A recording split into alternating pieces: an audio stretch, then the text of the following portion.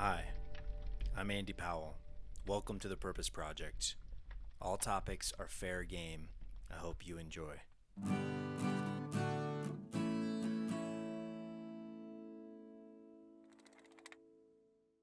Today's episode of the Purpose Project is brought to you by Giovanni Garza with Top Tier Arizona LLC, irrigation, landscape design, maintenance, retaining walls, concrete, and gutter repairs.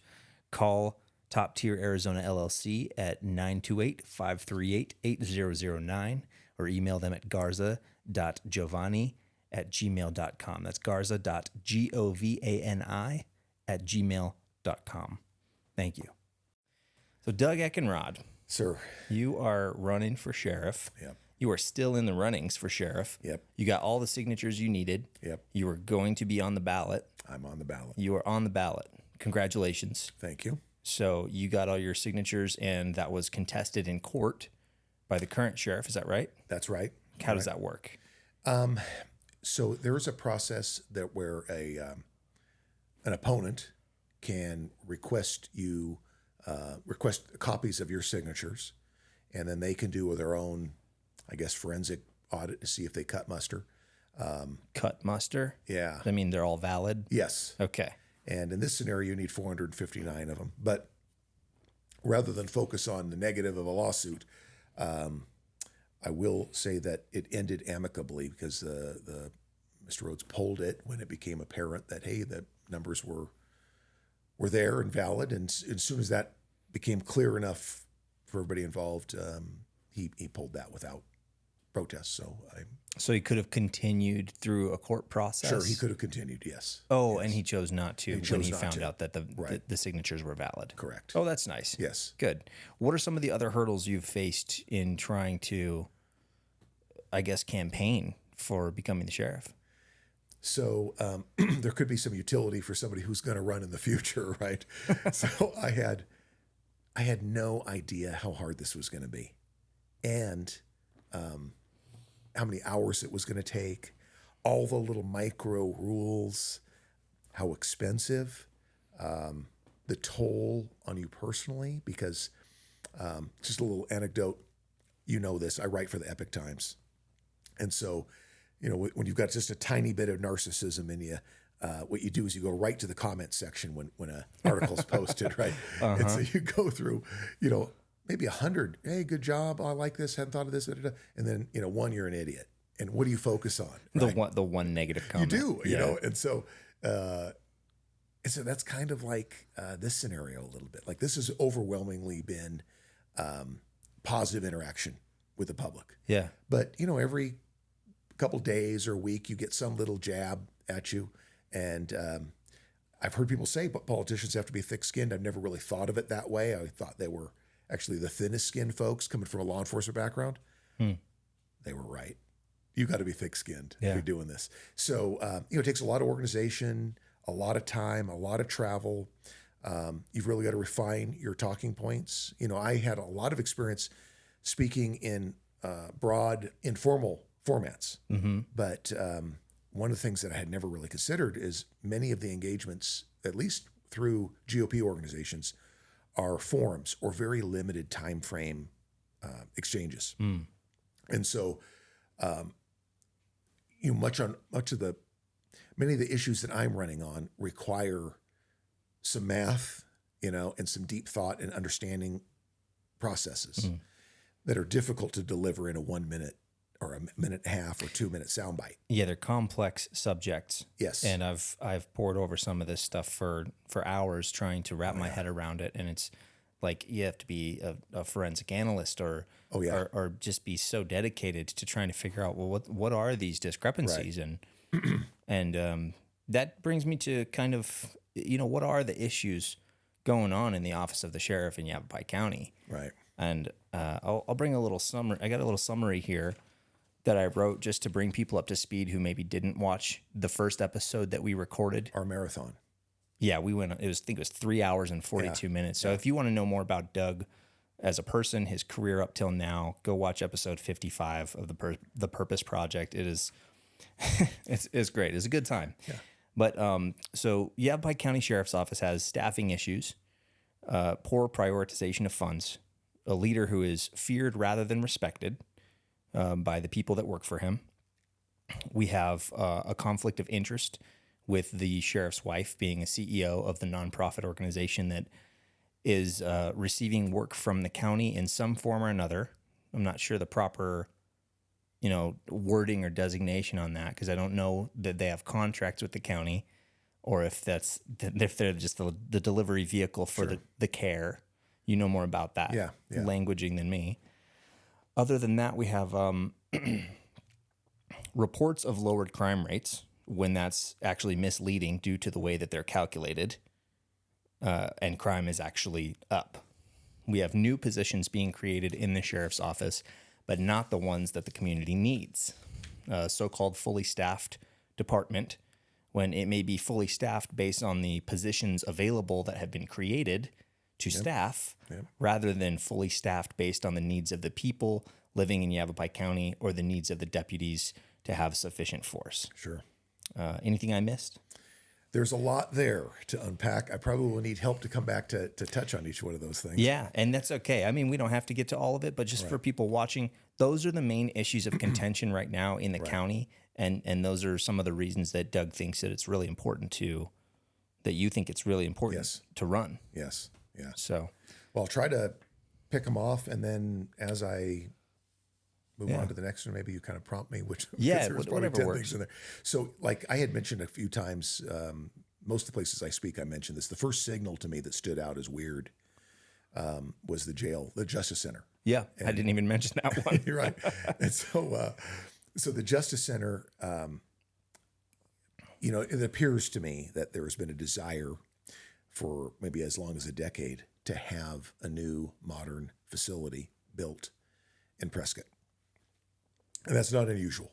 Like many sheriff's offices have that desire, but construction costs are insane, especially when you're building a jail facility. I mean, per square foot, it's one of the most expensive buildings you can build. But the way that the county and the sheriff's office went about it struck me as strange, because they had reached out and procured an advisor, a consultant, Karen Chin. Yep. She was paid some I shouldn't say undisclosed amount. I don't know what she was paid to produce this report, but nonetheless, she was compensated. And so what she advocated for was a new modern facility located in the Tri-City area, because most bookings occur there. That potentially her team says, hey, there could be some savings because reduced travel costs to Verdi.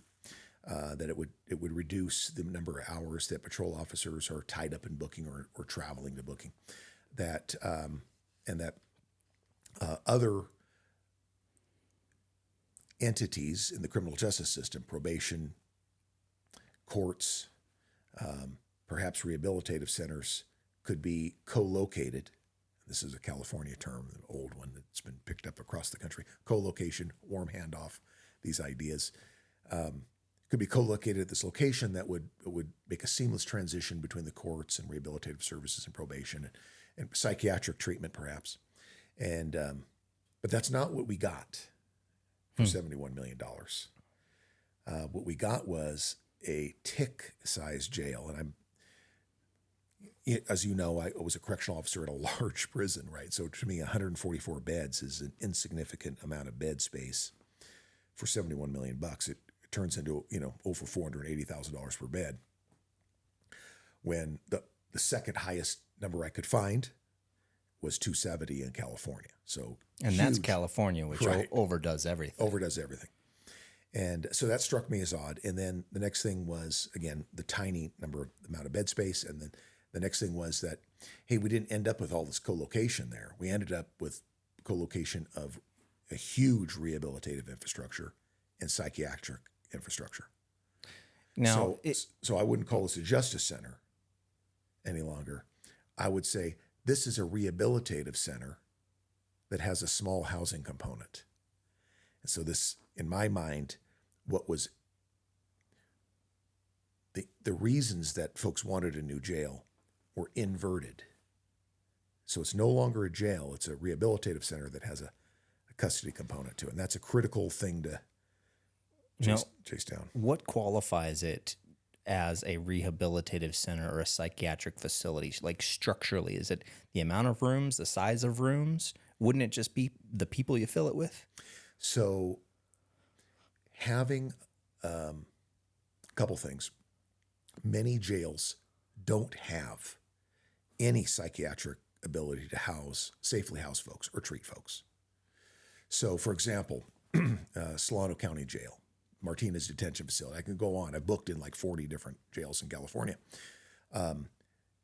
If there was a psychiatric problem with the individual, he's got suicidal ideation. Mm-hmm.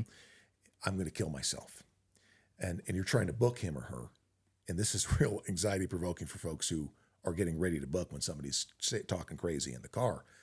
You know that medical staff are trained in booking to not accept the person if they're saying the magic words. Mm. And so many times it would require, and I did this quite often, for you to go to a hospital and get a medical clearance and then come back. So you know when you're refused at booking, oh no. Your night just got longer. You're going to get another 5 2 hours. 5 hours. Oh yeah, because you're in the ER, and now you're trying to skip in line with the ER, and now you got security coming now, and they're managing the patient or the custody issues, assisting with it, and then getting a doctor to now do this analysis. Whether in California it was called a 5150 hold. Here it's governed by Title 36, but nonetheless involuntarily committing somebody for 72 hours for observation. So the idea of having some sort of physical infrastructure at a jail to manage these one-off cases, because maybe it's unscientific, but maybe it would happen 1 out of 30 times, 1 out of 20 times, but it was miserable. But having some infrastructure there, right? But what I wouldn't support is durable, comprehensive psychiatric treatment in a jail facility. It just is too cumbersome. It's too expensive. There are other psychiatric vehicles within county to deliver those services. But if you carve out a huge amount of physical real estate at a location and the ability to give everything that you ever might need there in regards to psychiatric treatment, what you're doing is you're duplicating services that already exist in the county somewhere else. It's convenient for the 1 out of 30 times that this happens, right? You're probably not going to get many patrol folks complaining about being able to drop this person off at the jail. Right. But it does come at the expense of other things that the agency could be doing, like hiring enough staff. And then kind of the same component, the type of counselors and rehabilitative treatment and the breakout rooms that rehabilitative treatment has to be delivered in, and all the staff that are associated with that. These are heavy staffed positions, very, very expensive for the county to do. And then outside the jail facility, there's linkages to via Polera, via Complete Care, to Spectrum to deliver rehabilitative treatment. And so I want to be careful I don't sound like I'm speaking out of both sides of my neck, but rehabilitation can be a positive thing for the right individual with the right risk level, with the right problem, and then they're treated like in a medical model with the right dosage of rehabilitative treatment. Mm-hmm. If you do any of these things wrong, recidivism rates, the behavioral science is settled, recidivism rates go up. Doing it wrong is worse than not doing it at all. Really? Yes. Oh. And that data, if anybody's interested, was collected and pioneered and analyzed by a behavioral scientist / criminal justice expert by the name of Ed Latessa. He's passed recently, but Ed Latessa's work is generally referenced almost everywhere in the country. And it was a little bit of a thumb in the eye to some folks who are apologists for crime, that every crime should be treated with rehabilitation rather than incarceration. That's just doesn't work that way, does it? Yeah. And the evidence clearly shows that our instincts about crime and punishment are right. Mm-hmm. That there has to be some pain, some discomfort, not literal, but in a separation from society for a long enough period of time to incentivize folks to leave behaviors behind that without like that personal trainer in a sense, They can't get those last couple of reps Yeah. on the barbell. Someone's got to be pushing you. There's got to be some motivation here. If it's, I didn't like being locked up, that's a good motivator to stop doing drugs, stop robbing people, stop injuring people. And it works a lot. Let's not forget about where that works. Incarceration works. I can't hurt people when I'm locked up. But back to the jail. So we've built this rehabilitative treatment facility for $71 million, waiting for the appropriate contractors to come fill it. What we could have done there, I would have advocated for not building the jail there at all. I would have advocated for spending 1/10 the money and expanding Verde, because the debt service on the $71 million will eclipse by an order of magnitude per annum, per year, any potential travel cost savings, right? Think about your house payment. Well, right? does that include the additional deputy positions that would be hired to cover those areas while there's a deputy driving somebody an hour away or 40 minutes away? Right. That's a really good question. So let me answer a question you didn't ask, and then I'll come back to that one, because I'm gonna forget it. Mm-hmm. The Justice Center, when it was built, the $71 million covered the physical infrastructure there, and so not staffing.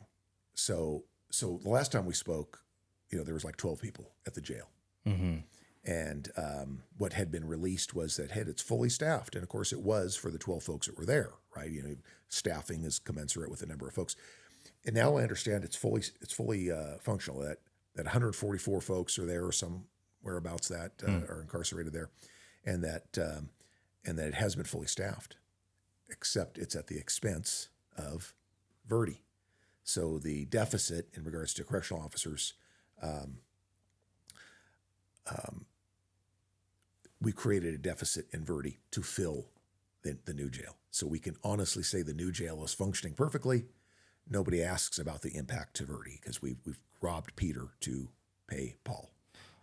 And how do you create a deficit in the Verde jail? So if you're down 20 folks already, 20 folks being 20 correctional officers. Oh, correctional officers. Yes, you're down 20 folks. Okay. And then you created duplicate services at another facility, another outside patrol, another watch sergeant. And then you've got to staff this new position, but you don't have any bodies. Mm-hmm. You're already down 20. You got to take 30 now to staff the new facility. I don't know the exact numbers, but that's the idea. Yeah, just as an example. Yeah, I see. There's no vending machine for detention officers, so you just cannot spool them up. And so, in my estimation, every decision that led to the funding of the Justice Center was flawed, and then what was delivered was flawed. And to your question about, hey, does it potentially would there be some benefit to staffing for patrol, because we're transporting less. Mm-hmm. Once we're at the 444 capacity, which we are, we're filled. When you're booked there, 444 or 144. 144. When somebody else is booked and you're reaching top capacity, there are still buses going the transportation's still happening every day between Verde. So are they buses or are they deputies? They're buses. Okay, so they're not taking deputies off their right shift anymore to move guys. I don't think so. Most of the time, maybe a weird scenario. There is a small benefit of being able to book closer to where you hooked them, where you arrested them. Yep. But the juice is not worth the squeeze. Yeah. In that scenario. Yeah, but we have to acknowledge that is a benefit. And ultimately, most of these crimes get tried in the Prescott area rather than over in Camp Verde Court. The Camp Verde Court is there, and there's not a court at the new Justice Center, to my knowledge. And so the original plan was, hey, it could have courts and probation, and then you've got somebody who never has to leave this physical infrastructure, and it could be quite efficient. Yeah. Instead, all rehabilitation everywhere, all the time. Yeah. And it's sort of antithetical to, I think, much of the public's perception of the direction of YCSO. Mm-hmm. Public has a perception that, hey, this is a tough on crime agency, which I believe that the staff that are out there doing their jobs are leaning into that, doing the right thing. But I argue that the county behind the scenes, with advice from the current YCSO leadership team and the previous administration's leadership team, have advised the County Board of Supervisors, these are the investments that we want to make. And I believe they're the wrong ones. And I think that sort of kind of puts a bookend on my thoughts on the jail in a sense. Yeah. Well, you bring up the supervisors, and there's a county board of supervisors, and there's 5 of them. Right. And the county is split up into 5 different districts, if you will. And there's one supervisor per district that makes these major decisions for that group of people. And when you're doing that job, I don't know how it works. I've never really been in politics, but when you're doing that job, you get to know the people you work with and you develop relationships. Yep. Generally, this is a good thing. You want to have good relationships, and sometimes that also allows for people to do favors and that sort of thing. So I don't know any of the current supervisors. Mm-hmm. I know a couple of names. I've never met any of them. I know a couple people running for supervisor positions, but ultimately how much is the Board of Supervisors willing to give the sheriff's office whatever is asked for? Do you know? I have a sense. I've spoken to many of them privately, some that are running privately. And so here's the good news. The good news is I do feel like there is a strong back the blue sentiment amongst at least everybody I've spoken to who is a board member, and everybody I've spoken to who's intending to be a board member. And so that's a positive thing. However, but back the blue is a bullshit phrase. Anybody can run on that phrase and mean 10 different things, and none of them line up. Sure. So I mean, I can say that all day and be all for the deputies on the street, or not care about the deputies on the street. Here's where it becomes a problem. Here's where back the blue becomes a problem. So if I'm sheriff, right, of course I want the most amenable board possible, but I'm delivering a conservative fiscal solution to a staffing problem. Mm-hmm. And if they trust me, they're likely going to roll with me. Yeah. But imagine a different scenario where I want to see significant growth in rehabilitative investment. And you trust me. Back the blue can now be something that actually injures the blue. Right. Because I'm giving you advice and you are making decisions. I mean, your signature, your vote is on the Justice Center or where state rehabilitative or psychiatric grants go or where YCSO budget line items lie. And lie as in sit rather than tell something untruthful. Thank you. Yes. Yeah. Mm-hmm. In other words, kind of like priority. Hey, which is going to get more attention? You can really see an agency's priorities, not by what they're saying, not by the press releases, by the budget. Right. If you looked at your own personal budget, dude, we don't want to talk about that, right? We were just talking about that before we got on here. But I would imagine a house payment is higher priority than Xbox account, right? You know what I mean? You got to pay your car payment, your insurance. You got to pay the basics. Depends on the day. No, I'm just kidding. Yeah, but you get it, right? Yeah. So rather than looking at what they say or what they release, let's look at where the money is. Mm-hmm. And that's what I did. Mm-hmm. And so I started seeing patterns. Yeah. That reminded me of where I escaped California. Mm-hmm. And so with your permission, I'll move off the jail onto patrol staffing. Yeah, we can move on to staffing and prioritization of funds. So, the next thing I had some trouble with was... you don't need my permission. Yeah. That's right. You only have a Taurus. Okay. All right. I don't only have a Taurus, but I don't need to publicize It's just more fun. It's just more fun to say that. It is. So the next thing that was striking to me... Ford Taurus. Yes. Was, look, we've got this county that's over 250,000, but the sheriff's office patrols something, in the order of about 110,000 population of 110,000 in the unincorporated areas. Yep. And so, there's some pretty good, well-established ratios for patrol staffing to citizens per 1,000. Mm-hmm.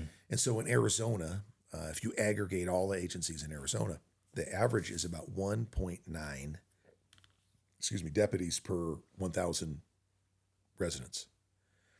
And the nationwide average is just a tick above that. It's like 2.0 or 2.1. But we're within a margin of error probably. And so so it's about 2 deputies per 1,000 people. Yes. Okay. And so YCSO is budgeted for about 1.1, 1.15, which is it? I mean, those are it's 80. It's 45% less than the state average. It's considerably less. Yeah. And so 1.1. So that's half. So then you darn have, near. I mean, neither of those are good odds. If you got Right. 2 deputies for 1,000 people Right. versus 1 deputy for 1,000 people, I So- mean, creates double the work. Yeah. So that really was striking to me. And then you add the other burden that YCSO has that's different than a police department. It's huge distances you got to travel, Mm-hmm. right? And so, you would expect that we would be above an average number to give us a similar density. And one of the concerns is cover unit, Yeah. so you're out with a suspect and guy's not cooperative or has a weapon or he's barricaded, or we insert issue. And sometimes the best thing to do is to not do anything, call for backup. And then when you have enough resources on scene, that's when you can engage with a knucklehead. But Have you looked at these numbers or ratios in any other rural counties in Arizona? yeah. What are they sitting at? Are they about the correct average, 1.9 or 2? So great question. Here's my control number. So there are 5 counties that have budgets under $8 million. Okay. They're teeny tiny sheriff's departments that aren't really a good comparison to the rest of them. Okay. So the definition that I'm using here for the other 10 counties in sheriff's office in Arizona is a budget of over $8 million. Okay. $8 million is nothing, right? So, and so YCSO is one of those counties that's over $8 million. Of the 10, we're the second worst. One was underneath us, and 8 were above us, and almost up to par with a 1.9, 1.5, 1.7, 1. Who's below us? Pinal. Surprised me. So, 1.1, 1.15, that's YCSO. But that's not what they've operationalized at. So the plan is deficient, right? Plan isn't even close to what's necessary to get this job done safely. But they've chosen to operationalize well underneath that number. And and this is how they've done it. There are 9 vacancies. We can argue about why there's 9 vacancies. Vacancies in patrol. Okay, so there's 9 open positions. 9 open positions. We're budgeted for 107. We're down 9. But we're down another 20 beyond that. We're down 29 positions off that 107 because we've taken 20 deputies and given them to task force. And that 107 number, does that meet the 1.9 ratio per 1,000 people? No. So that's still less. That's the 1.15-ish area, right? Okay, so that's the difference between 1.1 to 1,000 and 1.5 to 1,000. 1.9 to 1,000. Yeah, 1.9 is the statewide average. Right. 1.15 is roughly what we're budgeted for. Okay. That would be the plan. But the operational, you take out the 20 that went to task force and you take out the 9 vacancies. That's what we've got 87 deputies. Yeah, so it takes that 1.15, is that what you said? Yes. And it decreases that even. Down to 0.8. 0.8, okay. I mean, I don't know how to say it. It's dangerous. It's too dangerous. Well, we've seen that. We've seen the results of that already. Yes. Yeah. In deaths of deputies. Right. And that is, I'm sure that is a concern with the existing administration. And it would be a concern for me, but by priority, would be to remedy that immediately. Yeah, and when I spoke with Sheriff Rhodes on this show, he told me, let's see, I don't want to misquote him or anything, but he basically said that we're not hiring, or we're not losing guys at the rate that we're hiring them. Well, that rate could be either direction. You could be hiring less than you're losing, or you could be hiring more than you're losing. This is what I'm seeing and hearing, is that, this isn't really something, it's a report that they generated. And to their credit, they actually did exit interviews for some time now of people that are leaving the agency. Okay. And I think early on in this adventure, I had assumed that the income disparity between agencies is what was causing YCSO to bleed staff. But I tell you, they've shrunk. I mean, the difference now, YCSO is doing okay. I certainly want to see them get paid more, and it's going to be something that I'm going to fight for. But nonetheless, that's not why they're leaving. The exit interviews are saying, hey, I'm leaving because I'm working alone at night with no cover for 45 minutes. So if you're injured, wrestling with a suspect for 45 minutes, obviously not a good outcome. Right. So we're bleeding folks to other agencies. They're not quitting law enforcement. They're going to other agencies that are making roughly the same amount of money, where they can be closer to home and have a better chance of coming home with the same amount of holes that God gave them. And because there's a perception, and this is anecdotal, mind you. I've spoken to a lot of folks that are currently within the department, so it's not a scientific study, but the vibe I'm picking up is that that staff don't believe that there is a commitment from this leadership team to stop that problem, and so that's why they're filling out applications and looking and sniffing with other agencies. And I'm arguing this. So I take office January 1st of 2025. And we've got 20 folks assigned roughly to task force right now. And YCSO is carrying way more than its share of the burden in regards to total law enforcement that's in Yavapai County. I mean, order of magnitude more folks are committed per dollar per staff member than any other policing agency. Half of those folks come back. Question. Yeah. How important is the task force stuff that's happening? The examples being, human trafficking and fentanyl, the main two issues in my eyes. Right. How crucial are these task forces? How effective are they at stopping those things or slowing those things right now? Right. That's the premise to the question. And the question is, if you get into the sheriff's office and you pull half these guys on that may love what they're doing, yes, is it going to be like, okay, we're going to pull these guys off, put them in patrol positions until we hire enough staff, and then put those same guys right back where they were if they want to go? No. Why? So this is what a lot of folks, they need to understand when they're listening to this.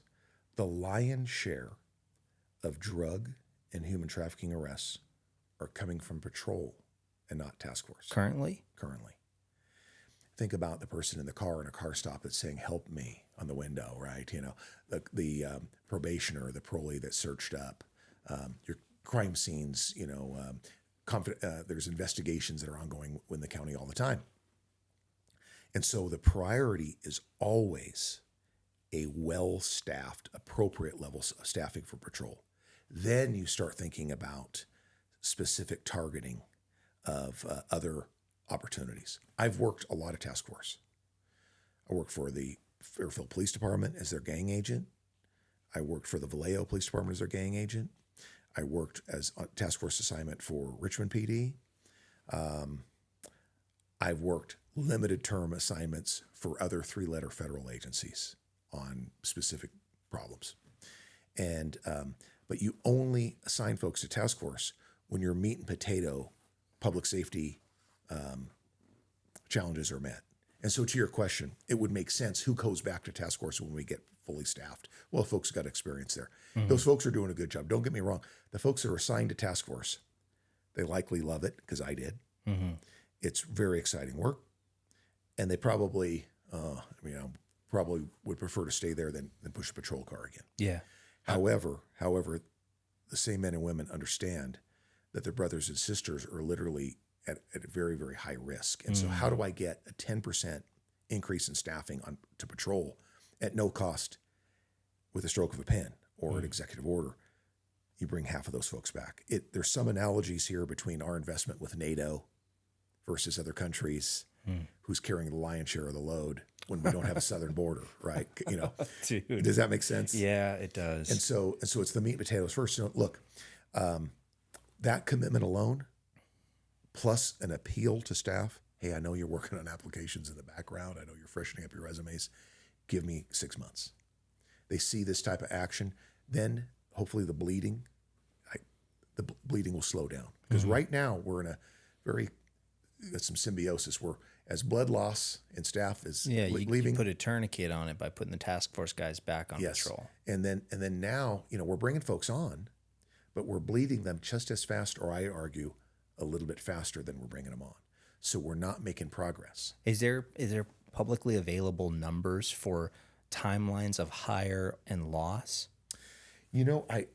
Because I keep hearing this and that, different stuff from different people. Of course, everybody's gonna, tell their perspective. So this is what I can say definitively. YCSO can tell you the exact numbers by month, and there's a chart of loss and gain. Well, they're tracking it. They're tracking it. Will they give it to me? Can I see that? I don't know, but I tell you, as sheriff, I will. Because then we'll know who's telling the truth. Exactly. And look, man, if I was wrong about it, I'd own it.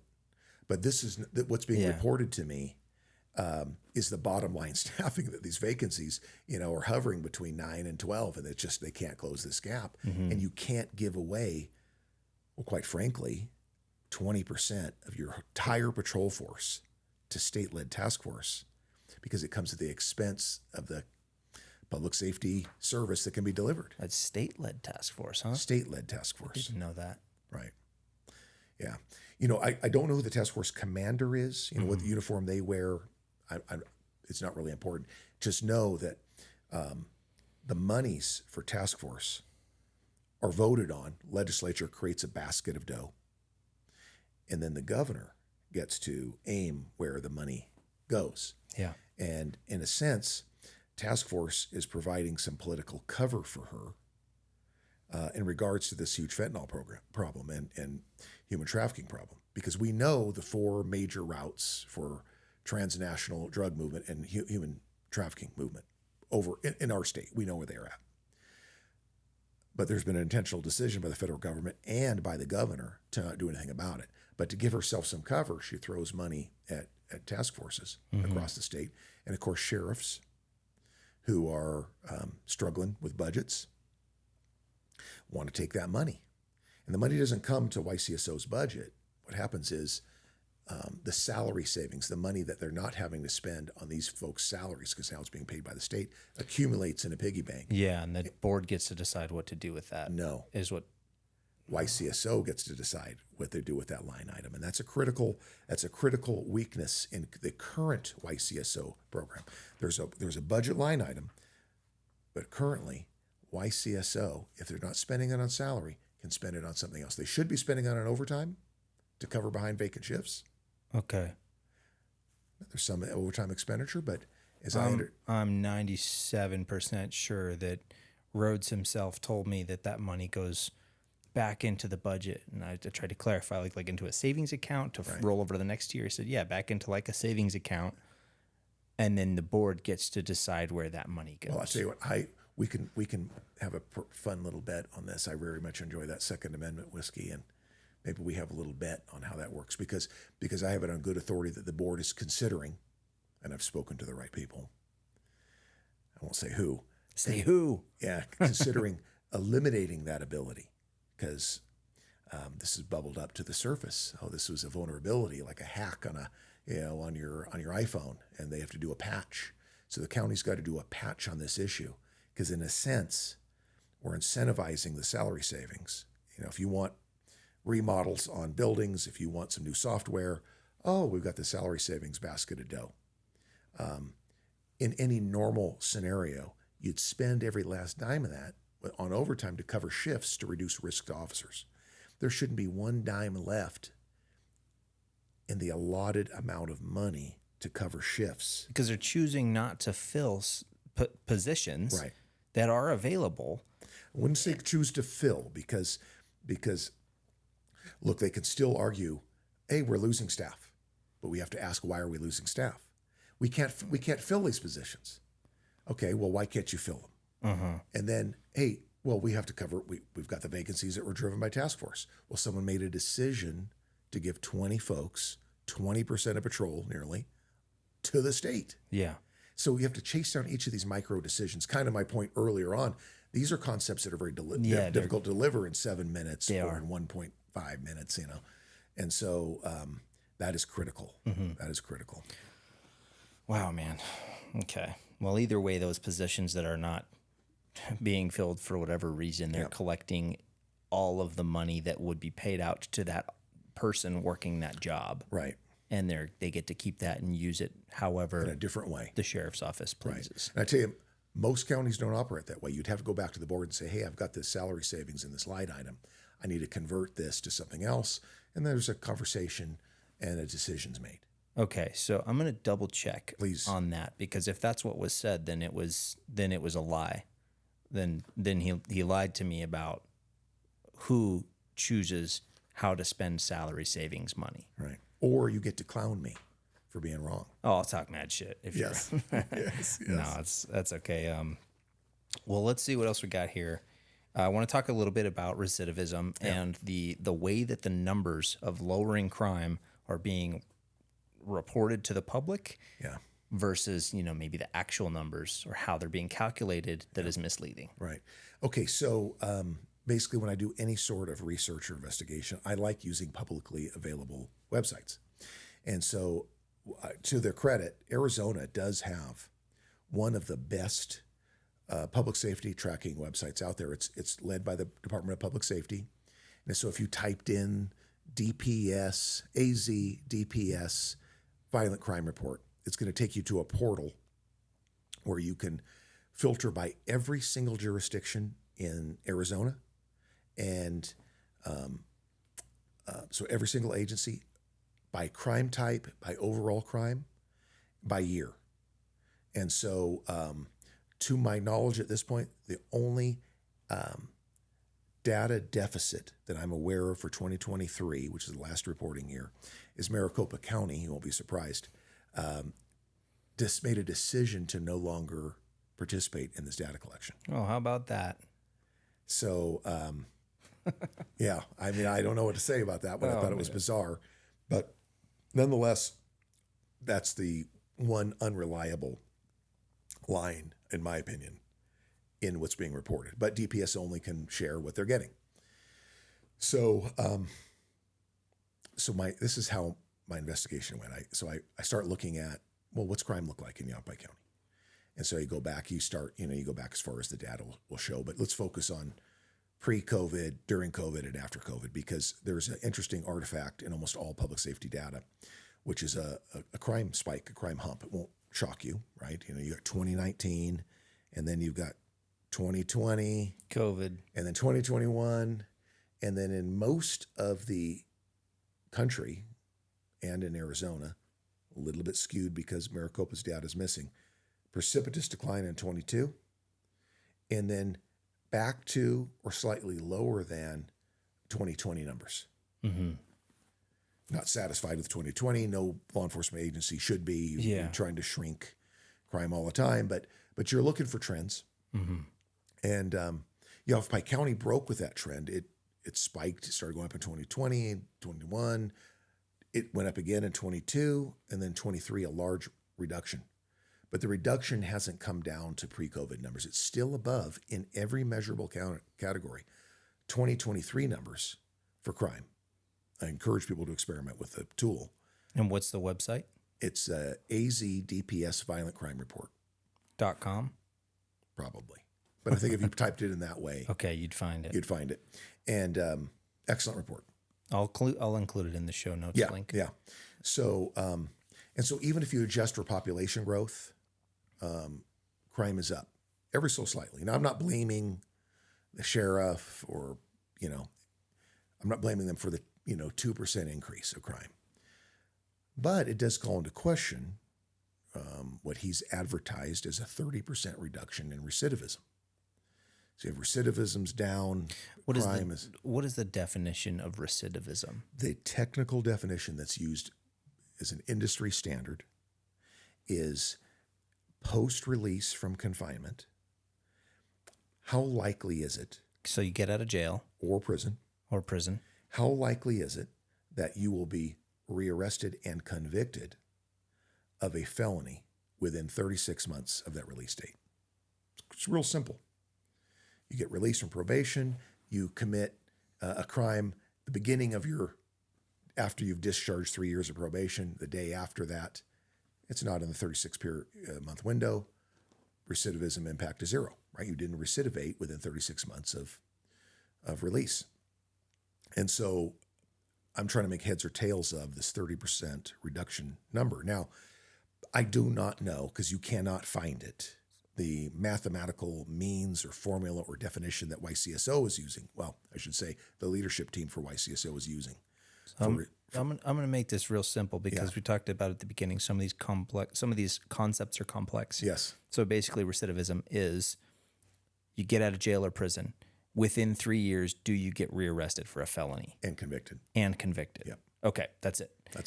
Okay, and then YCSO public, whatever they're saying publicly is that number has been reduced by 30%. Yes. In the last how long? Well, that's just it. You can't get any sort of definition. Did they use 5 years? Did they use 3 months? Did they use a control group of only people who went through a particular program? Did they choose left-handed offenders? So it's possible that this 30% number is a real number, but we don't know how it's being calculated or based on what crimes or what timeline. I suspect that is exactly what you said is true. I suspect, and I don't know, I suspect they targeted a specific program with their own definition of timeline, with a very limited number of folks, and they're advertising that as if it's a wide spectrum antibiotic that can be applied to everybody. Yeah, like a confirmation bias. Like I'm going to look for this point on the graph where it drops this much, and that's what I'm going to report. Think, what's her name? Jane LaPierre? No idea. No, the spokesperson for Biden. Oh, geez, dude. Don't even. What's her name? Yes, that person. Yeah, the mental gymnastics. The black lady that says a lot of words but doesn't say a single thing. Yes. So she can spend. I mean, there is not a number that Biden is not succeeding on, according to them. She blows my mind. Right. You think about the mental gymnastics of like the jobs reports or the whatever it is. Insert something that's data driven. Right. They'll find some way to misrepresent it that's so confusing for folks. They don't understand what they're hearing. And then you're giving folks who want to believe that this person's doing a great job, you're giving them some cover. Yeah. And I've heard this 30% thing repeated by folks that I respect. I just think that I think what should happen is I think that the sheriff's office should share the data and the exact calculation on how they came to this 30% number. Well, we deserve that as people because we're paying for them to exist. Right. And if they don't tell us what they're doing with our money, then that's a problem. What's been advertised is we've got this gargantuan success here, this success story that's attracting leadership from across the country to come here to learn how real rehabilitation is done. I have heard this story 58 times before in California. I'm no genius. Every agency that shifted from crime suppression to excuses for human failure advertised these kind of successes, and they weren't true. So crime just continued to go up. And what do they say? Oh, we need more of the same, more rehabilitative investment. Yeah. And so that becomes a problem. Look, if YCSO and if their contractual engagements resulted in real, durable 30% recidivism, this would be the study of every criminal justice university across the country because it does not happen on macro levels. Mm-hmm. You can have a small classroom of 5 folks that you've screened out so perfectly that they would have done well no matter what you did, right? Mm-hmm. You can bias numbers that way, but it always falls apart at the macro level. And so I suspect we'll learn that they're citing some teeny little thing and they've adjusted the parameters. And don't forget about the impact of pretrial diversion. That's why I really clarified the conviction part. How frequently? What's the likelihood of a rearrest post-release? No, it's a conviction 3 years post-release. Yeah. And so with pretrial diversion, if you incentivize, and I argue that it's incentivizing drug use because you get a second or third or 10th chance, potentially. If you've got a crack pipe in your pocket, I send you to a program, and then the charges are dismissed. Now, you only get to go to that program if you, the guy with the crack pipe, has money to pay for that program rather than going to jail? I want to know the answer to that question too. Okay. But I suspect, based on what I've seen at the national level, I suspect a lot of that's here. Because when you talk about state grants that the county board of supervisors gets to approve and aim at contractors, there's also some county money involved there. I suspect that there's a bunch of money that's underwritten by the state. And in regards to the private pay part of this thing, I'm not sure what they're doing. Okay. But we know that a huge amount of the funding is state dollars that are aimed by our board of supervisors at treatment providers. Yeah, maybe it's like a scholarship type thing. You fill out this thing. If you qualify, we'll pay your way through these services or something. I'm winging it. I have no idea. Yeah, you know what? If you're, my experience has not been that. It's been if there's a pot of gold out there to pull from, we'll take this many person hours of treatment.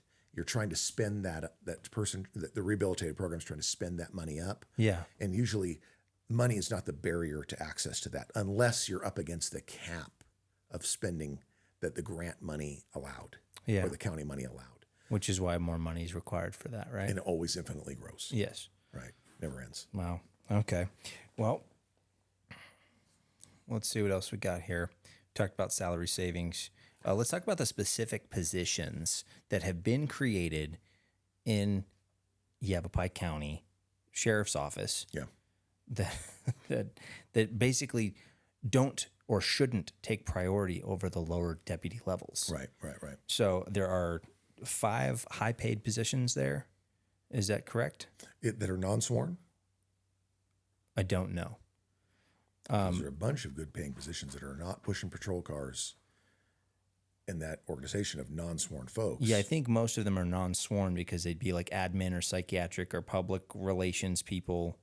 Yes, we're about 75% over the same target here. Okay, so what I have here is that there's 12 rehabilitative counselors there doing Spectrum's work at the sheriff's office. Right. Is that correct? That's my understanding, yeah. Okay. And that's being paid for by the county? Right. These are county employees.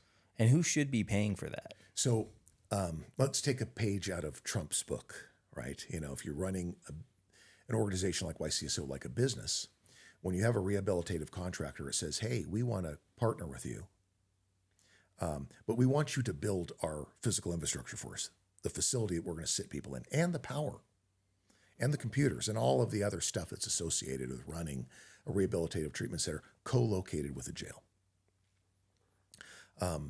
There's huge personnel costs associated with this.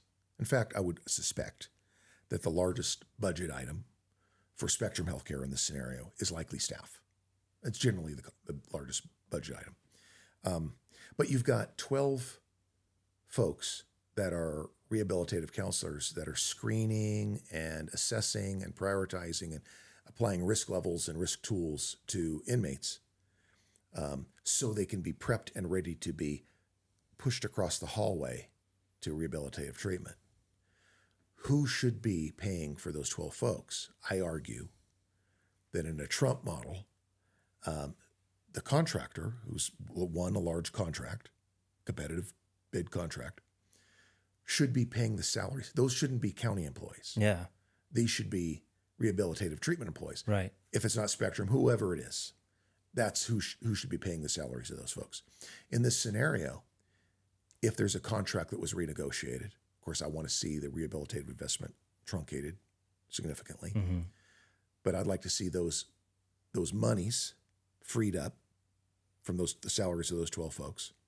And those salaries of those 12 folks could likely drive about 9 deputy positions. Does that make sense? It does. And so And so when you start looking at the current budget, you start identifying opportunities.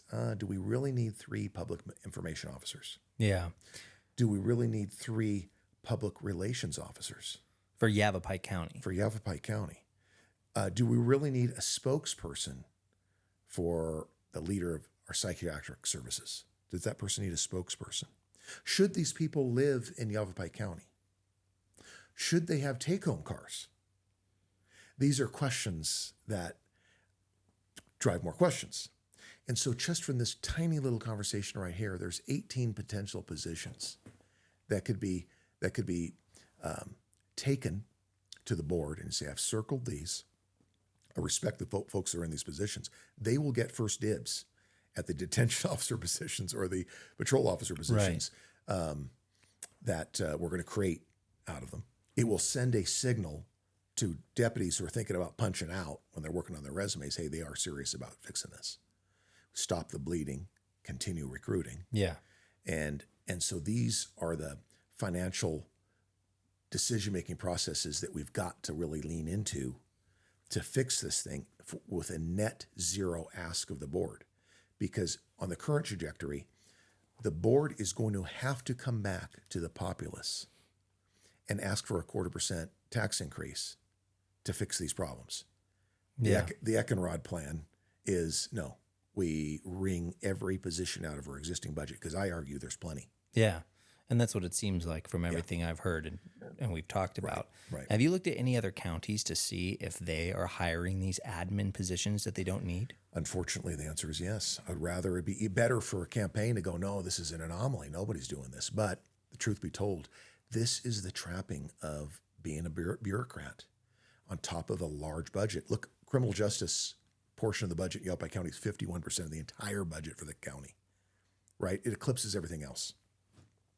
But there is a natural proclivity for folks at the top who are no longer surrounded only by people in uniform that are telling you day in, day out what they need, what the county needs, what citizens need for safety. Now you're surrounded by contractors. Now you're surrounded by criminal justice reformers who are telling you, oh, you're so different than everybody else. And that is hard for folks. And so you're seeing these agency growth. So one of the things that the sheriff has absolutely been accurate on is that he has hired quite a few positions. Unfortunately, they're not wearing badges and they're not turning keys. And so we've done a great job at filling and expanding the non-sworn ranks at the expense of patrol and detention officers. And I always overlook, there are other important positions there. Dispatch, critical. Yep. Oh, yeah. And there are a myriad of other admin positions that keep the hiring processes going. And well, you got to think about just in general who's benefiting and who is not benefiting. If you just make it that black and white from these admin positions, okay. Well, it seems like the administrative staff and everything that goes into running the sheriff's department would be benefiting, but you don't see the results of that. Right. And it doesn't seem like the public, which is the real client here, is benefiting. I like the way you say that, because they're the client. It's like we're the customer. Right. This is our money. I can tell you for certain, California is messed up, and a lot of agencies in California are messed up. But my agency, one of the first things I did was really examine this exact thing. This is not new territory for me. And YCSO has a total of about 425 employees. I had 2,000 employees when I retired. And they have more admin staff. In some positions, just not ratioed to the number of staff serving, more raw staff than I had. So with 4 times the number of employees, almost 5 times the number of employees. And my budget was infinitely larger. I was the public information officer. It was an ancillary assignment for me. They trotted my ugly self out there many times to answer serious concerns from the media. Did you get to pay yourself an additional full position salary because of that? No. Oh, man. Come on. I know. Yeah. So some of these things, look, I don't want to belittle some of the work that I'm targeting here, but we're going to have some good chief deputies. We do. We've got some good commanders. There are some other ancillary assignments that will help them in their career path as they begin to take on more responsibility. And so I'm sure that there are a plethora of lieutenants and captains currently employed who could take on the public information officer role as an ancillary position. Yeah. Well, to split the perspective between, I guess, me, the public, or you, the person that knows what's happening and how to fix it, my questions would be the same. Like, how are these tax increases benefiting us?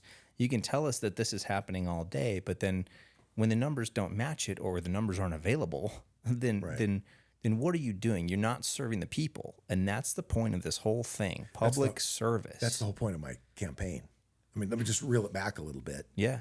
I never possibly, when I retired, and I threw myself a party. I was so happy to put the phone down. I mean, I went from super high stress, answering the phone 24 hours a day, to poof, nothing. I mean, that's bizarre, really. That must have been weird. It was really weird. Like, someday maybe we can have a conversation about what that's like, because that was really strange. Mm-hmm. And so when I started thinking about consulting, or assisting in some way, and I'm comfortable. I don't necessarily need, more income, but you're when you're a Labrador Retriever, you're used to going out and fetching, right, and looking at stuff. And so when it became clear to me, oh my goodness, there's a problem here. And then you start talking to folks within the agency, and I have a lot of relationships within the agency. I've shot competitively a little bit. I've made some relationships through shooting, and the Arizona Rangers with quite a few folks. And it was clear to me that nobody within the agency felt comfortable or confident enough to challenge a quite popular incumbent. And these things bothered me so badly. And ideally, you'd like to see somebody within the agency be able, with the experience locally and relationships locally, stand up. And but there's a perception, whether it's true or not, that there would be problems for their careers if they attempted to do this and failed. And in a sense, I felt compelled. Like, nobody is mentioning these issues, right? Yeah. None of these issues are being talked about. Mm-hmm. And I know where they end up. And that's not acceptable for me. And so that's really the reason that I'm doing this, threw my hat in the ring. Yeah. Yeah, well, I think you're doing a great job so far. The things that you have shown me are things I didn't know before, but they seem like a really big deal when you think about the trajectory of the county and the law enforcement in the county, right, and how the people can be, I guess, lied to or misled, can be misled into doing something that's not good for this community. And just from a dollars and cents standpoint, I always like to circle back to numbers. The last Justice Center mistake, if you recall, actually, I think we've discussed this before. I don't think that you were aware of this, about the Hegelian dialectic decision that was placed on the ballot in regards to jail funding. Oh, we did talk about this. Remind me. Okay. So this was something that I learned through talking to some folks on the board who were quite honest and self-deprecating about it, which I appreciated, was that the decision was, the question on the ballot was, hey, will you support a 0.25% tax increase to fund the Justice Center? If a no vote means the board will have to find another way to fund it. Mm-hmm. And of course, it was voted down, and the board had to find another way to fund it, which was the 18% property tax raising that happened without a public vote. The board did this. They had the authority to do it, and the Arizona Rise statute allows them to do this if they're building a building. And so they've backed themselves into a financial corner. They can't come back and ask for another property tax increase. It's impossible. So now what happens? Do we tax ourselves into oblivion? We have a 12% sales tax. It'll crush business in downtown Prescott, right? This is the solution for folks who either don't care about finances or conservative financial values. There's taxpayers unlimited. Just come back to them as many times as we need to. But they can't now in the property tax arena. They've spent that chit. Till when? Well, I think the property tax bonds will be paid off. I'll be dead by then, but I think it's 27 more years, something like that. 27 more years before they can ask for another property tax increase here? They could do it, but it ask would be... who? What's that? Who do they ask for a property tax increase? Well, that's the whole point. They didn't ask anybody. So they just decide to raise it 18%. Yeah, but let's back up further. they had decided they were going to build the Justice Center before they had the finances to do it. Right. Yeah, this has been in the making for like 20 years, Right. apparently. And so the question that was placed on the ballot to the voter was, there was no question really at all. You're going to pay for this. Do you want to pay for it this way, or do you want to pay for it another way? And that's what I'm really probably most upset about, that YCSO leadership walked the Board of Supervisors into a corner, and their unlimited back the blue attitude and trust for the existing leadership team walked them into a position that they are screwed. And I feel sorry for who the next Board of Supervisors that come in there, because that budget line item is occupying a lot of bandwidth. Yeah. And if we run into other problems, or, as I unfortunately expect, we have a serious financial downturn, what's that mean for making these bond payments? Yeah. What's this mean? You know, we saw this happen in 2008 all over the place. Counties were wrecked. So when I was speaking with Sheriff Rhodes, I mentioned the $70 million thing, and I think he said that he was specifying that the bond was for $70 million or so, but that may not be what it took to actually build the facility. So I would have a difference of opinion. I'm not an expert on this exact timeline. It's my understanding that the board allotted a range of money. Okay. But the first projections of how much it was going to cost to build this thing were in the 50 millions. And of course, like every state project, it grows. Still sounds like a lot of money to build that spot. Oh yeah, but they've spent no less than $71 million. Now, I did speak to, be careful, I don't want to give them up, somebody who would know, who's arguing, no, this total expenditure now is up to $85 million. If you look at the impact to other entities who couldn't move into the Justice Center because rehabilitative services have occupied that space and they had to build other locations. They were promised they could co-locate there, but because they couldn't. Way. And so he takes on even a more advanced calculation process that says, hey, what are the ramifications of this horrible decision? And now they're looking at $85 million. So if we as a county of people are sitting at an $85 million deficit, a debt that we have to repay over time. Don't forget the debt service. Which is only for this one thing. This isn't total debt of the county. It's the biggest expenditure. But not the only expenditure. But it's the biggest expenditure, it's the biggest single expenditure, I think I'm right when I'm saying this, that Yavapai County has ever done. Mm-hmm.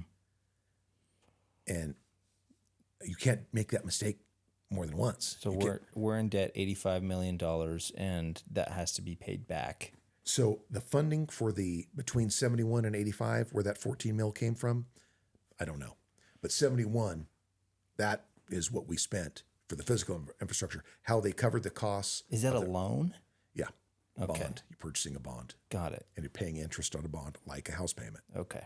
And that's debt service on $71 million, it won't take an expert to figure out, is infinitely larger, likely an order of magnitude larger than any potential savings for not having to go as frequently to Verde. How many deputies could you?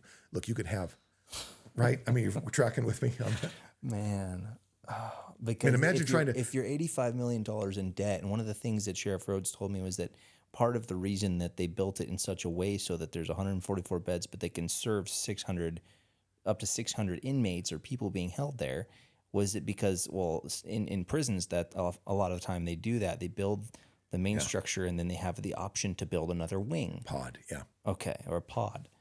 And, I mean, if you're already $85 million in debt, are you going to have the money or be able to attain the bond to build another wing? If I wouldn't unplug this thing right now, I'd give you a high five, because that's a problem. There you go. Because if it cost us, that's my first time using that. That's fun. How much is another pod? Yeah, and another pod. It'd be 3 more pods, right? That would be the only way you could even meet the capacity of Verde. Well, if it costs $70 million to build what's there right now, it's going to cost at least another $20-30 million to build another single pod, I would assume. That's but we can't raise our property taxes to pay for it. And we're not going to vote for a 0.25% increase in our taxes to pay for it again in the future. So you better vote for a sheriff who can figure this out with the money we got and wring $1 out of 75 cents. And the only way people are going to start paying for a 0.25% increase in taxes is if crime skyrockets through the roofs. But the only reason that crime would go through the roofs is if there's not enough money available to buy food. How about this other way of looking at it? So we've had discussions about growth in Yavapai County, right? About unlimited growth, water. As far as development yes, right? People moving here and such. There is another way to get yourself potentially out of this problem, which I am against. And you already know where this is going. I think I do. I don't like this. So if there is a cadre of folks, why are you laughing? Because I got so many different things going through my head. If there's a cadre of folks that want unlimited growth in Yavapai County, they could begin to forecast the other 100,000 population they'll bring here and the other X number of homes driven by that. And you could increase property tax revenue by just turning the spigot on and growth here in Yavapai County, except, because many of the developers don't care that we have water problems or infrastructure problems, right? But you could imagine some folks could have penciled out a math equation. They go, hey, if we infinitely encourage irresponsible growth, we can grow property taxes out of the problem. Does that make sense? Yeah, I think so. And so you think about the candidates that are running for certain positions across the county that have been accused, rightfully so in many cases, of being in the pocket of developers. And do they have a financial schedule that helps them justify these crazy expenditures because they're gonna bring another 100,000 folks here? It's just food for thought. Did you say folks or votes? Well, they might be the same thing. Yeah. Well, I mean, I think maybe what we should do is just kind of, if we're gonna continue developing at the rate that we are, we should grandfather everybody in who's here now at a certain tax rate, and anybody who moves here after that has an increased tax rate. Well, I'm pretty sure that's not possible, but my advice to folks would be, hey, if you're looking for physical infrastructure, think medical. I don't know, you're young, you're probably not going to the doctor that much, but try get a medical appointment for anything in Yavapai County. Yeah. We do not have the infrastructure to grow at nearly twice the state average that we are right now. Really, roughly twice the state average. So we have to tie growth to infrastructure.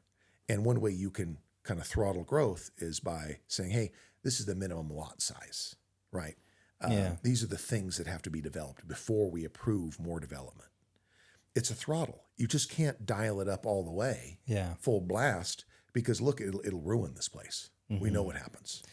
Well, and so I'm concerned that there is a cadre of folks that are running for office right now, and you can probably figure out some of the associations that are pro unlimited growth, and that's going to crush this county. But they have a financial incentive to do it. Yeah. Well, it's easy to justify your own gain. Yes. And you know how the legal immigration process works, or did work once upon a time here in the great country of the United States of America, where basically, if you're trying to become a citizen, we want the best people. We want doctors. We want scientists. We want people with special skill sets, right? Do they factor that in during the immigration process? Do you know? You look at work visas, and so there is a factor there. No disrespect to our from India brothers and sisters, but the number of tech visas that are given to certain industries impact who's coming here. Yeah. And the crime rate amongst folks with technical skills that are coming here for employment is next to zero. In fact, those particular folks are a net positive for the economy. Yeah. We gain from their presence here. Yes. And you look at countries look at Singapore or Taiwan. Like, if you have a skill, that's how you're getting there. If you don't have a skill, you're not getting in there. You can't get into Taiwan or you Singapore? Cannot immigrate there. Yes. Really? And so, there's some wisdom in this. That's what I'm saying. We should do that here in Yavapai County. Right. Yeah. You have to be able to pass the AZ post course to get in here. And good. Everybody else is grandfathered in, I hope. Yes. I can't pass that right now. Man, right on. Well, I think, let's see if there's anything else here. I guess real quick, what are your leadership skills and qualifications for doing this? Because some people that I've talked to have said, "Oh, that guy was never a cop." Right. Yeah, I mean, you weren't a patrol cop. Wasn't a patrol officer, state police, and so let me drill down on that a tad, because the folks who've said that, well, they likely either are just completely ignorant or they're knowingly lying, right? And that's one of the advantages of having the name Doug Eckenrod. There's only ever been two ever. One's my dad, 70 plus years old. 77. And one's me, right? Yeah. Good job. So, and so much of my career, without me even saying anything, you type in Doug Eckenrod and you scroll down, and then now you're into 2018 and 2016 and 2014. Major arrests, significant things that took place in the field. I wasn't a blip on the radar until I left the institutions division in 2005, October 2nd, my birthday actually, 2005. Except I boxed in the police games that made the paper and Soledad. So correctional officer, correctional sergeant, parole agent, armed, in a plainclothes role. From there, gang agent, signed to task force for Fairfield Police Department, now back in uniform for almost 2 years with Fairfield PD. From there, became a state of California fugitive agent, hybrid role, undercover about 80% of the time, doing warrant service in the Bay Area. Think about me in the Bay Area with long hair, moving from an undercover role to suited and booted SWAT role, forcing entry, either with a warrant or because the house was searchable due to parole and probation, and went back and supervised all those teams. So from 2006 to 2014, I'm only in the field, either in a uniformed or undercover role, being paid by the state of California as a peace officer, writing infrastructure of local entities. I've booked in more counties than exist in Arizona. So wow. So we can put to rest the question of, are you qualified to be the sheriff of Yavapai County? Well, I wouldn't be if it stopped there. If my experience stopped there, okay. Right? Because keep going. Because no disrespect to our patrol brothers and sisters, right? But much of the job transitions from hooking and booking to leadership and budgets and dealing with legislature and dealing with community issues. Yeah. And when I became academy commander, there's recruitment and retention issues when I became a chief deputy. So you have the qualifications, you have the technical skill, you have the leadership ability, you have the ability to articulate, you see where the problems are, you're developing solutions to fix them. Right. And it's documented. I probably have more. Feels funny, self-aggrandizing, right? You're bragging about yourself. Don't worry, I'll shit on you in just a second. I'm sure, yes.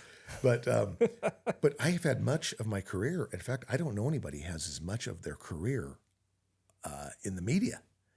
I did an episode of the equivalent of Cops, where I'm arresting people on television in one of the fugitive teams. I mean, I have so many videos of myself in different ways, surveilling, hooking, interrogating folks. I mean, and much of it was captured because there were public interest cases. I don't know any peace officer that I know, period, whose career is as documented as mine by a myriad of different entities. And so I ran on to run an agency that was literally a full order of magnitude larger in every measurable capacity, geography, number of staff, budget, in a much more hostile environment. That's why I'm so thick-skinned.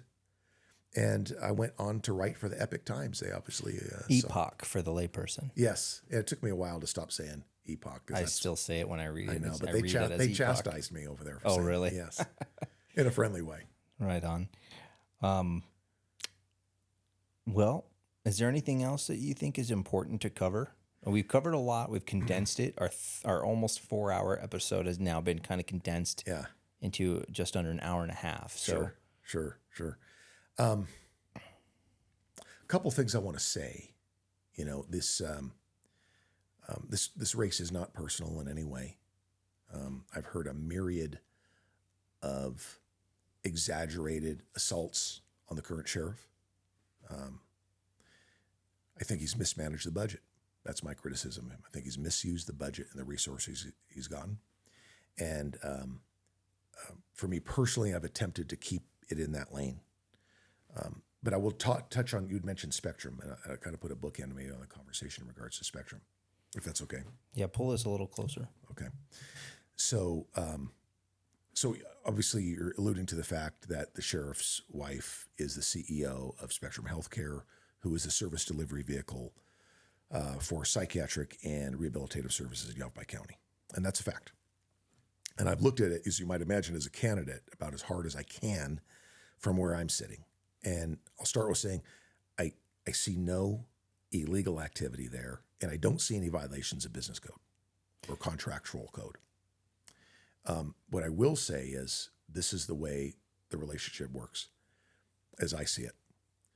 The state is vectoring large amounts of grant money to rehabilitative and psychiatric treatment. The county gets to approve the contract bidding process for who gets those contracts.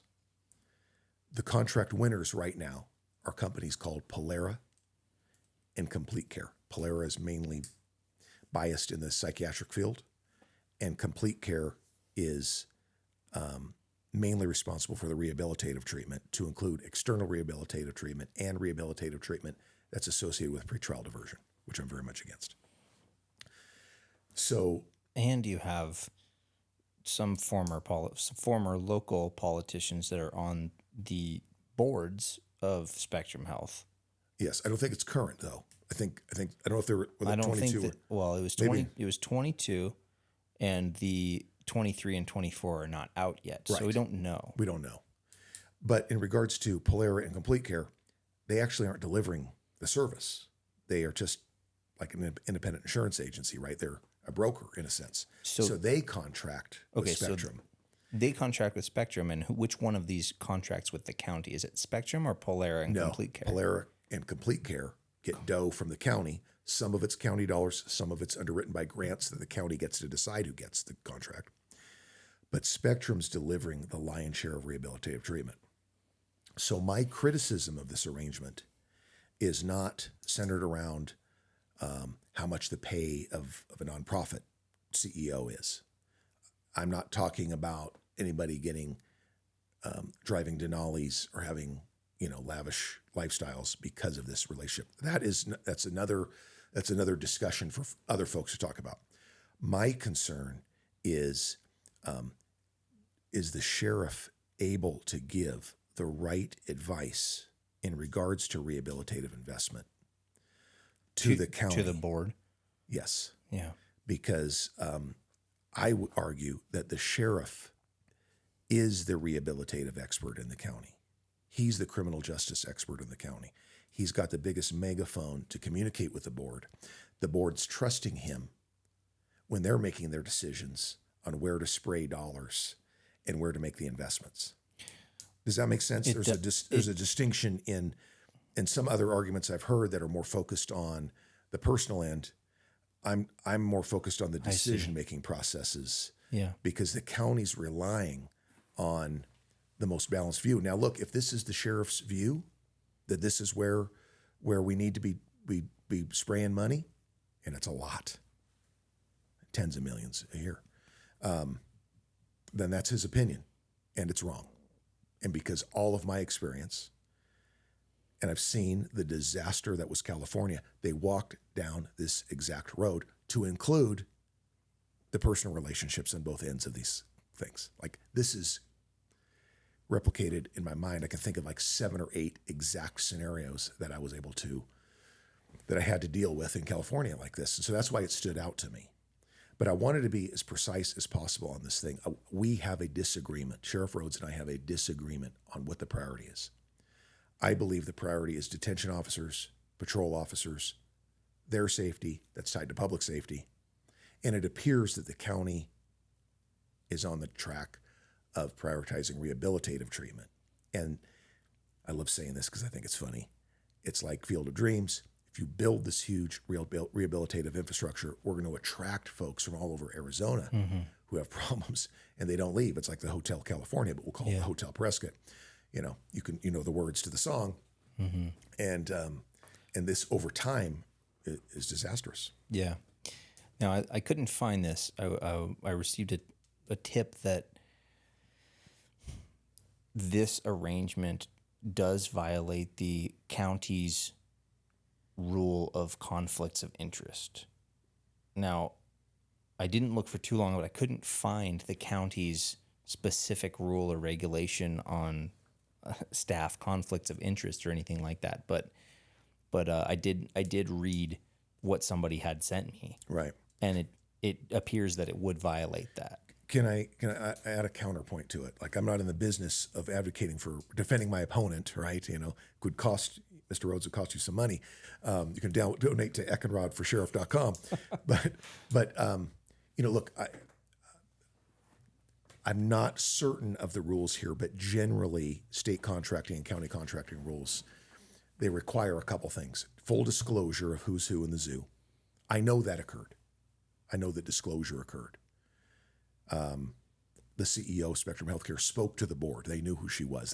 That happened before. And that the deconfliction comes from the technicality that money is not going from the county to Spectrum or from the state. The fact that Polera and Complete Care are there as intermediaries mitigate this, I think, not an expert,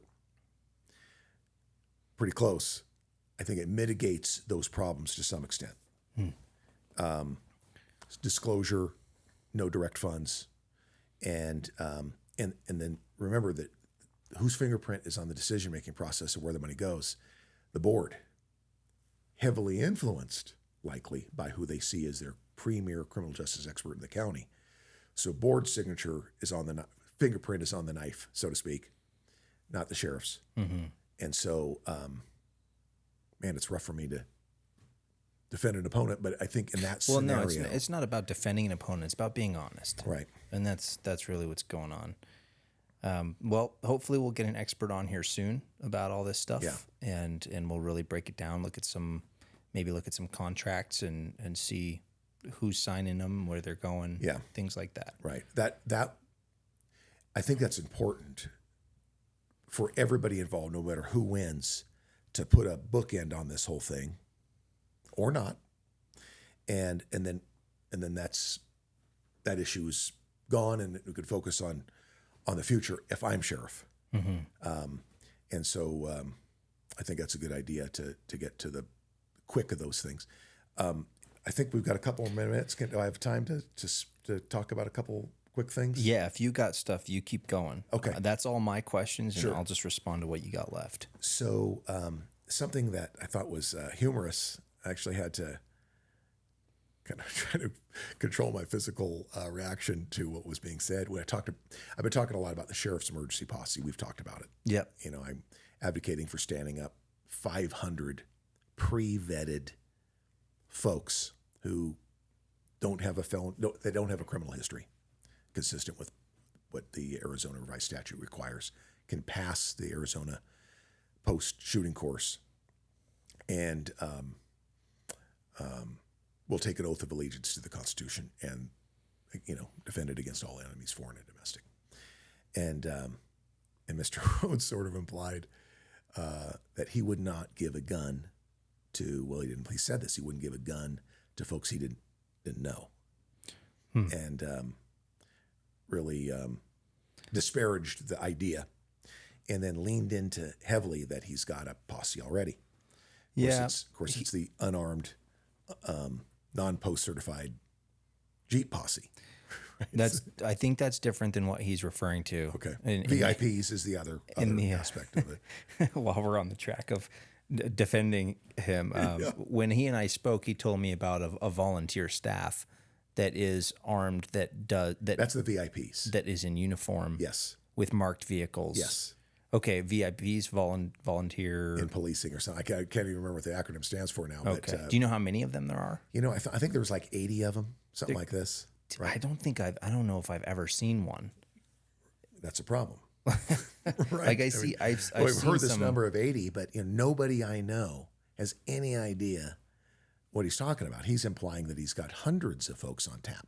That's where this Jeep posse thing gets kind of conflated with interesting. Right, which is sort of a pattern of. So maybe another misleading kind of concept. I definitely think so. Well, because you drive around Prescott, you'll see it'll say volunteer on the side of a marked patrol car.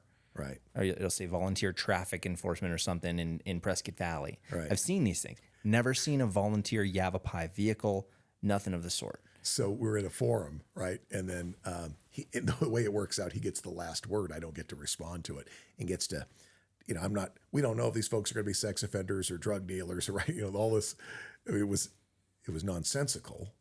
He knew it was. Yeah. It's not like you can't look it up.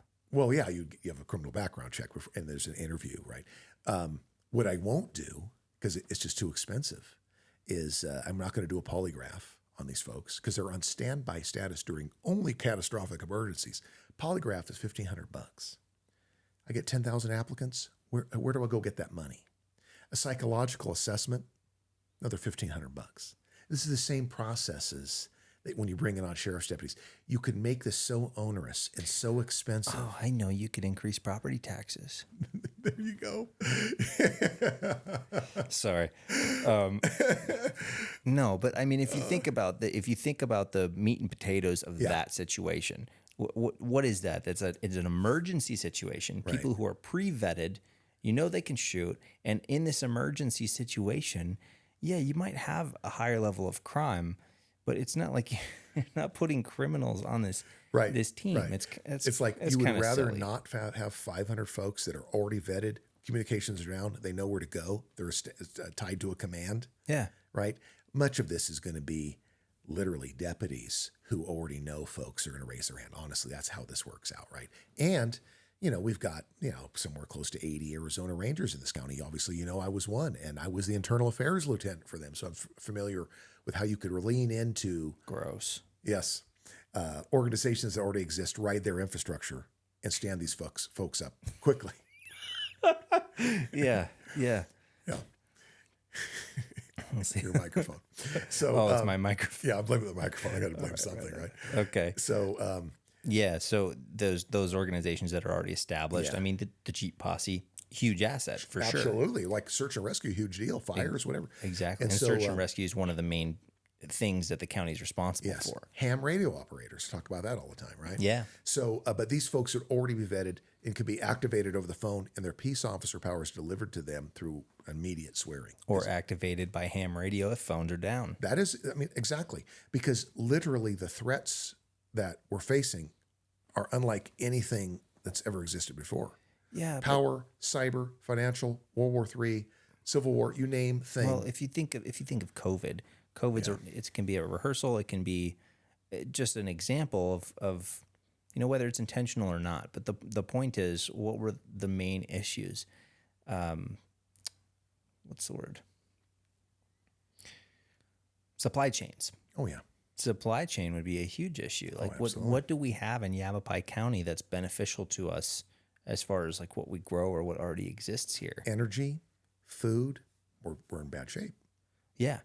And exactly. Even water. I mean, I hear there's more water than what people believe there is here. I don't know if that's true or not. I don't know either, but digging wells, accessing wells, powering a well for how many thousands of people. Right. So we really need something to look at. We need to encourage literally a prepper's mindset for all citizens in the county. I would, I love where you're going with that, and I don't disagree. I would just rephrase it. I would say a preparedness. Yeah.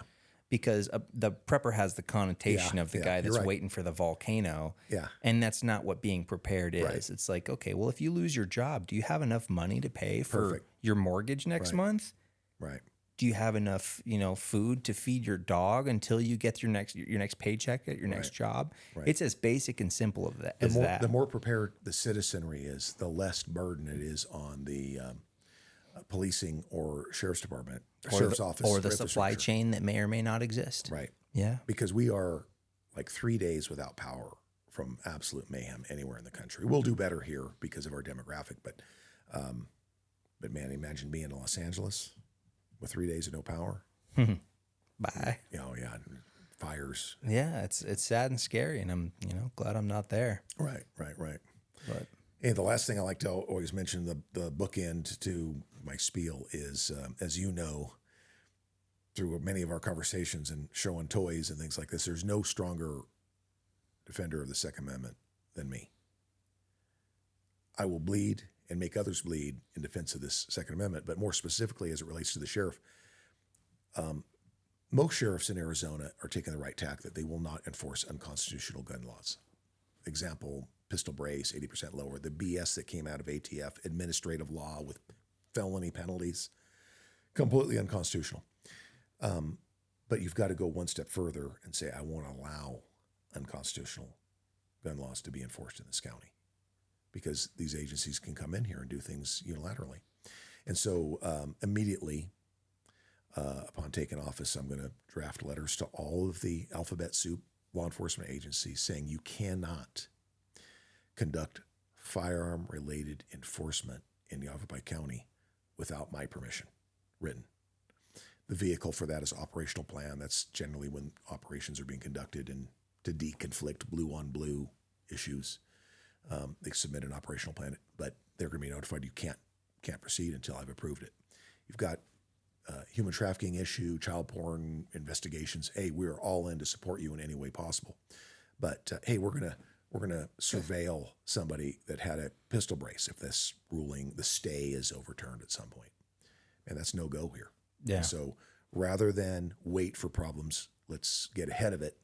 And unfortunately, constitutional conservatives, are not aggressive or proactive enough, and that's kind of a strategy. We've got to be proactive in letting everybody outside of Yavapai County know we take the Constitution serious here. We take the oath of office serious here. How exactly do you, as the sheriff, ensure that takes place? You said you write a letter to these agencies once you get in, right?